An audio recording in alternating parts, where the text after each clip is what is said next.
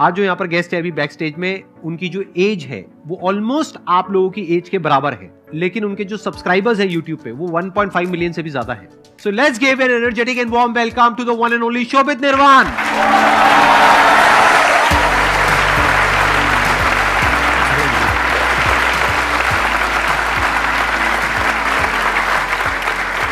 Please have a seat, बैठिए।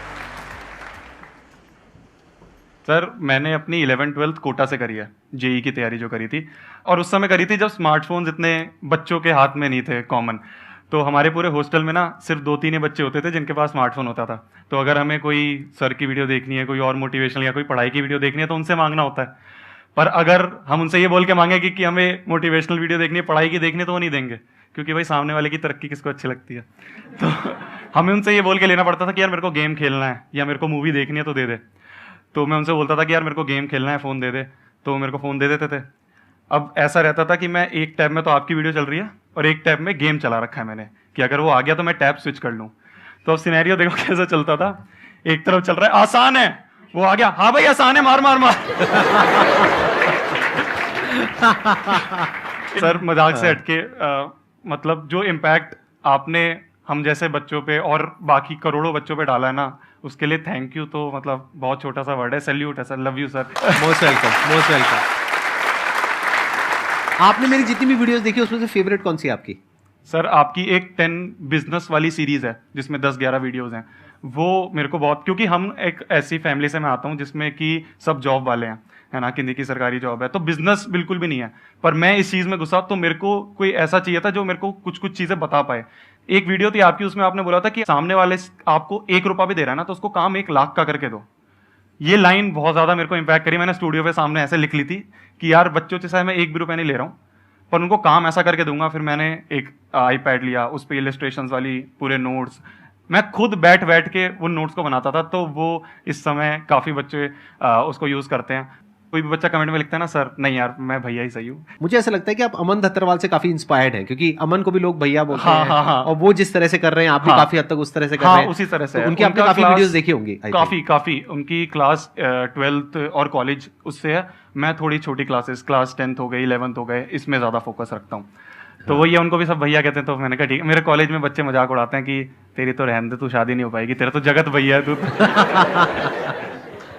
I think आपके parents भी बैठे हैं ना यहाँ पर? हाँ जी। नमस्कार जी।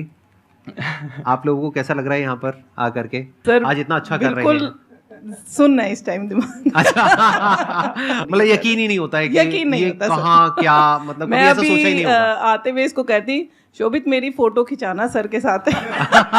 आइए ना, आइए अरे नहीं। आइए प्लीज आइए ना, एक बार आप लोग आइए। आपके ब्रदर भी हैं? हाँ, आप पूरी फैमिली एक बार आ जाइए।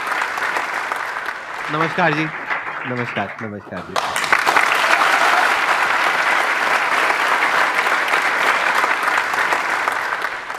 मेरा आपसे ये क्वेश्चन है कि अभी आप क्योंकि 4th ईयर में हो, तो क्या कभी ये माइंड में थॉट नहीं आता है कि अब पढ़ाई छोड़ दूं और फुल टाइम यूट्यूब कर लूं? उसी के लिए लड़ाई हुई थी जो घर पे हुई थी। ऐसा था कि फर्स्ट ईयर में जब मैं घर आ गया था तो उस समय इतना मैं करने लग गया था कि यार मैं प्लेसमेंट तो छोड़ सकता हूँ, इतनी जितनी मैक्सिमम लग रही है उतना मैं महीने में ले आ रहा था। तो मैंने पापा को वही चीज़ समझाई। फिर उसके बाद पापा ने कहा ये सब चीज़ें मत दिमाग में ला, पढ़ाई तो कंप्लीट कर, जॉब लगेगी नहीं तो शादी कैसे होगी, ये चीज़ें बोली। फिर मैंने काउंटर कुछ क्वेश्चन करे तो तारीख पे तारीख हुई 4 साल। अभी भी ऐसा ही है, मतलब मैं घर पे आके बोलता हूँ बाबा मन नहीं कर रहा, तो कहते हैं कोई बात नहीं, तू डिग्री लेके आ जा। मैंने बोला सर ने भी लास्ट ईयर में ड्रॉप कर दिया था।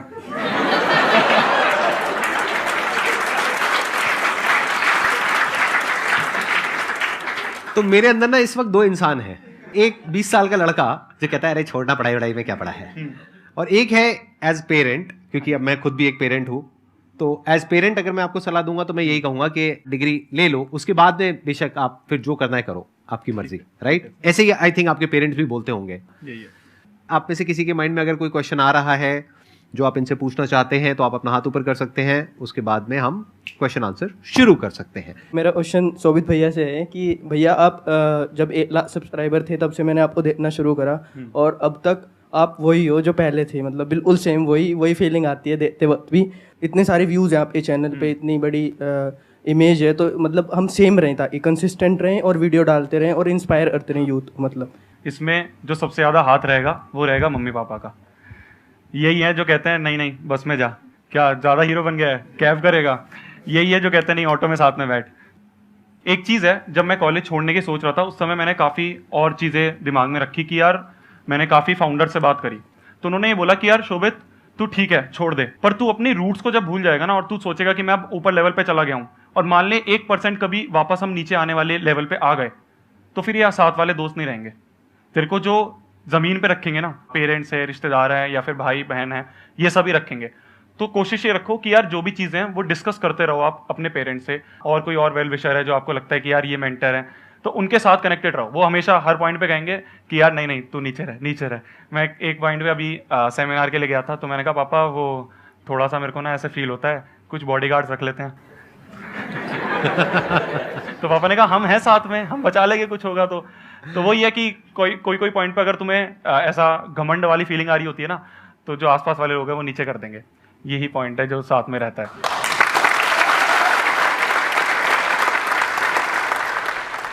भैया आपकी बुक समरीज की वीडियोस बहुत अच्छी होती है। Thank you so much. और उसमें क्रिएटिविटी क्या तगड़ी होती है। तो हम अपने क्रिएटिविटी या स्टोरी टेलिंग पे कैसे काम कर सकते हैं? इसमें मैं कह रहा हूँ ना, मैं सर की बहुत वीडियोस देखता हूँ जो बिजनेस वाली हैं। तो सर ने एक वीडियो थी जिसमें बोला था कि यार एक लेवल पे आप स्टिक हो गए हो और आपको ऊपर जाना है, तो ये नहीं कि जितना आ रहा है प्रॉफिट अपनी जेब में रख के निकल गए, वापस बिजनेस पे भी लगाओ। ये चीज़ देख के मेरे दिमाग में आया कि यार मैं सिर्फ फ़ोन से शूट कर रहा हूँ, ऐसा करता हूँ, इसको अपग्रेड करता हूँ। फिर मैंने कुछ कैमराज लिए, लाइटिंग सही करी, थोड़ा सा स्टूडियो और सेटअप करा। मेरा भाई बैठा है, मेरे को कुछ नहीं आता कैमरे के बारे में। अब जो भी आप वीडियोस देखते हो चैनल पे, उसमें सारा काम ये होता है बैकएंड पे, मेरी सिर्फ शक्ल लगी होती है आगे। तो मैंने सारा काम कह दिया, मैंने कहा भाई तू संभाल, कैमरा सीखना है तू सीख, जो कैमरा तू कहेगा, कौन सा तेरे को लेंस चाहिए, कितना ही महंगा हो वो आ जाएगा। ये पहली चीज़ है अगर आपको क्वालिटी लेवल अप करना है। क्रिएटिव रहने के लिए जितना आप अकेला रह सकते हो, काफ़ी मैंने देखा है ऑफिस में जाता हूँ तो वॉशरूम के सामने लिखा होता है, वॉशरूम नहीं लिखा होता है कि थिंकिंग स्पेस, इस तरह के, क्योंकि हम उस समय खाली होते हैं, हमारे सामने कोई मोबाइल या कुछ नहीं होता। तो अगर आप दिन में 1-1.5 घंटा ऐसा निकाल रहे हो जिसमें आपके आसपास कोई भी डिस्ट्रैक्शन नहीं है, जब आप किसी और डिवाइस के साथ में नहीं होते ना, तो आपका दिमाग और चल रहा होता है, अगला क्या लाऊं, उसने ऐसा कर दिया, इससे अच्छा कैसे ला सकता हूँ। तो इस तरह से अपने आप से जितना आप टाइम स्पेंड करोगे अपने साथ, उतना ज़्यादा फायदा रहेगा। ये जो थिंकिंग है ना, थिंकिंग एबिलिटीज जो अपनी डेवलप करनी है, कुछ सोचना है, कुछ ऐसा थॉट जो कि कॉन्सेंट्रेटेड हो, जिसमें एक्चुअल में पावर हो, वन पॉइंटेड हो, फोकस्ड हो, तब जाकर के वहां से क्रिएटिविटी पैदा होने लग जाती है। क्रिएटिविटी मतलब ऐसा नहीं होता कि आप कुछ ऐसा कर दोगे जो आज से पहले दुनिया में हुआ ही नहीं है, होता वही है जो हुआ है, बस थोड़ा अलग तरीके से हो जाता है। जैसे आज की डेट में जो लगेज होता है उसके नीचे छोटे छोटे टायर लगे होते हैं, तो टायर पहले भी थे, लगेज पहले भी था, बट किसी के माइंड में क्या आया कि क्या हो अगर उस टायर को छोटा करके लगेज के नीचे लगा दिया जाए तो कन्वीनियंट हो जाएगा। प्रॉब्लम उसका सोल्यूशन, उससे पहले उसके माइंड में क्या आया होगा कि एक प्रॉब्लम है, इतने भारी बैग को उठा करके घूमना पड़ रहा है, तो प्रॉब्लम का सोल्यूशन निकालना क्रिएटिविटी है। तो वो प्रॉब्लम का सोल्यूशन कैसे निकलता है, जब वन पॉइंटेड आप उसके साथ ठहर पाते हो। Sir I would not call you भैया। ओके, समझ रहे हो ना? नहीं, उन्हें थोड़ी प्रॉब्लम थी भैया, तो मैं नहीं बोलूंगी। Okay fine. उन्हें नहीं है। कोई बात नहीं, आप बोलो। आपसे मेरा क्वेश्चन ये है, like at the age of 20 आप में से सिर्फ 1 साल बड़े हो, जस्ट 1 साल, and you are earning in 7 figures. Like आपके पास नेम, फेम, सक्सेस, पैसा। जो हमारा क्वेश्चन होता है कि लाइक पैसा पैसा पैसा, हमारे टाइम में वही होता है कि हमें बस अर्निंग चाहिए, अर्निंग चाहिए, अर्निंग चाहिए। आपके तो आ चुकी, अब कुछ बचा है? अब जो मेन फोकस है वो कमाई पे तो नहीं है कि यार और ज़्यादा कमा लो, और ज़्यादा कमा लो, ठीक है जितना आ रहा है। मेरा ये होता है कि एक तो स्पॉन्सरशिप है, एक है यूट्यूब का एड रेवेन्यू जो कि थोड़ा कम लेवल पे होता है, वो जितना आ रहा है वो वापस लग जाता है। मतलब उसको मैं अपने खर्चे के लिए यूज़ नहीं करता, अपने खर्चे के लिए हम और जो चीज़ें स्पॉन्सरशिप वगैरह हो गई उसका पैसा हम यूज़ कर लेते हैं। तो यूट्यूब का जो आ रहा है वो वापस हम लगा देते हैं।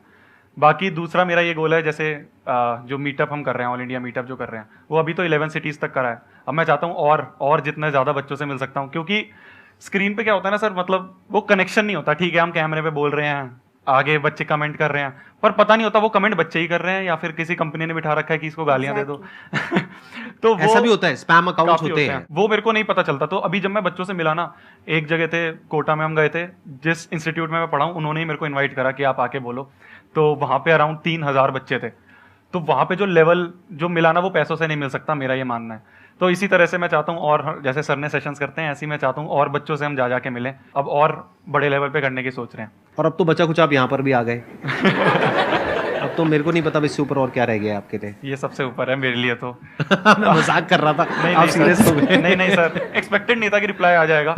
मैंने तो जैसे बोला ना कि सर ने वीडियो डाली, मैंने कहा यार करें ना करें, फिर मैंने कहा मेल डालने में कौन सा पैसा लगता है, डाल देते हैं मेल। तो फिर मेल डाल दी, रिप्लाई आ गया, तो वो एक बहुत बड़ी, मेरे लिए तो बहुत बड़ी बात है भाई। मेरे को 1 साल हो गई क्या कहते हैं 12th करे हुए, मुझे अभी तक कंफ्यूजन है कि मैं क्या करूं लाइफ में आगे। अगर कोई मैं दंगल फिल्म देख लेता हूं तो मन करता है कि कुश्ती चालू कर दो यार। विवेक बिंद्रा सर की वीडियो देख लेता हूं तो मन करता है डिजिटल मार्केटिंग शुरू कर दो, इसमें पैसा है। आपकी वीडियो देख लेता हूं तो फोटोग्राफी लग जाता है, फोटोग्राफी कर लेता हूं। आप बताओ करूं क्या मैं? बेस्ट है कुछ मत करो। कुछ ऐसे भी लोग दुनिया में होने चाहिए जो कुछ ना करें, मस्त रहो। आप कुछ कहना चाहेंगे इनको? कौन सी स्ट्रीम से आपने करी है? आर्ट से। 12th आर्ट से करी है, तो इस पे क्यों हंसी आई है मेरे को समझ। कॉलेज क्यों नहीं कर रहे आप? बीए कर रहा हूँ। क्या कर रहे हो? बीए बीए कर रहे हो ना? वो तो ऐसी है, ऐसे बीए कर रहा हूँ, लेकिन वो तो ऐसे ही है। वो तो आजकल इंडिया में नाम के लिए हो गई डिग्री, बीए वगैरह राइट, नॉर्मल एक डिग्री तो चाहिए ही। हाँ। कॉमन। हाँ तो अब सवाल ये उठता है कि और क्या किया जाए? हाँ, क्योंकि पापा जी अब शॉप खोलेंगे फुटवेयर की, तो उसमें हाथ बटाओ, नहीं उसमें भी पैर बटाओ।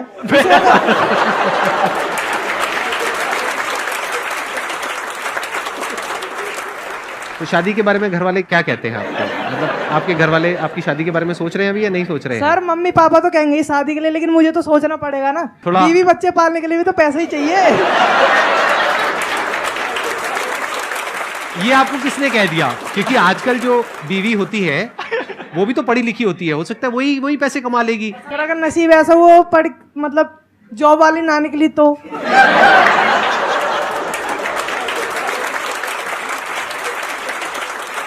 आप कुछ कहना चाहेंगे इनको?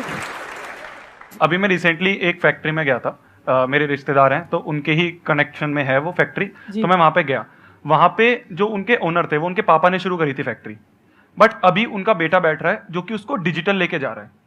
पापा नीचे जो वर्कर्स हैं उनको संभाल रहे हैं, क्योंकि हमसे वर्कर्स नहीं संभाले जाएंगे भाई, वो 20 दिन की छुट्टी लेके चले जाते हैं, हमें इतना एक्सपीरियंस नहीं है। तो ग्राउंड की जो रियलिटी है वो उनको ज्यादा पता है। पर internet, Google, Facebook ads, Instagram ads और जो भी एड्स हैं वो आपको ज्यादा नॉलेज है, वो शायद पापा इतने अच्छी तरह ना समझ पाए। तो उनको कहो कि आप ये बिजनेस संभालो, मैं इसको ऑनलाइन लेके जाता हूँ। अब इन्होंने जो आइडिया दिया है वो बड़ा कमाल का आइडिया है, अगर आपने ध्यान से सुना है और समझने की कोशिश करी है। मतलब ये क्या कह रहे हैं? कह रहे हैं आप मुझे देखो और मुझे देख करके फोटोग्राफी करने का आपका मन करता है, सीखो, काम आएगी। क्योंकि अगर फुटवेयर को ऑनलाइन सेल करना है तो उसकी फोटो तो खींचनी पड़ेगी ना। तो फोटो कौन खींचेगा? एक फोटोग्राफर। फोटोग्राफर कौन है? आप। वो कह रहे हैं आप। मतलब भाई साहब आपका कहने का मतलब ये है कि आपके पिताजी फुटवेयर की दुकान खोलेंगे और वहां पर मैं आ करके फोटो खींचूंगा फुटवेयर की, हैं, और आप मजे मारोगे जिंदगी के सारे, आप कुछ नहीं करोगे, मतलब सब मैं ही करूंगा। सीरियस हो जाते हैं थोड़ा सा। फोटोग्राफी सीखो, वो आपको काम आएगी ऑनलाइन जो भी आप करने वाले हो उसमें। उसके अलावा आपने कहा डॉक्टर बिंद्रा के जब आप सेशंस देखते हो तो वो डिजिटल मार्केटिंग के बारे में बात करते हैं। डिजिटल मार्केटिंग भी आप फ्री में सीख सकते हो, बहुत सारे लोग हैं जो सिखा रहे हैं, क्योंकि वो भी जब ऑनलाइन आप कुछ करोगे तो उसमें काम आएगी। तो इन अदर वर्ड्स आप सब कुछ ही सीख लो। किसने कहा है कि सिर्फ फोटोग्राफी सीखनी है? और आपको ये किसने कहा कि मेरे को सिर्फ फोटोग्राफी आती है? ये गलतफहमी कहां से आ गई आपके अंदर? आपका जो सवाल था उसका जवाब आपको प्रॉपर्ली मिल गया है? जी मिल गया। बताओ क्या जवाब मिला है? ये जवाब मिला है, मतलब मुझे क्या कहते हैं अपने जो पापा जी शॉप खोल रहे हैं उसे डिजिटल लेके जाना है आज की सिचुएशन के हिसाब से। Please have a seat, let's give big hand for him. बैठो बैठो बैठो। अच्छा यहाँ कहाँ आ गए? क्या हुआ? पैसे देने आए हो? हाथ मिलाने आए हो? अरे पैर छूने आए हो? अरे गले मिलो, गले मिलो। All the best, all the best. मुझे लगा मारने आया है तेरी तो। चलो जी, thank you so much, and thank you so much for coming.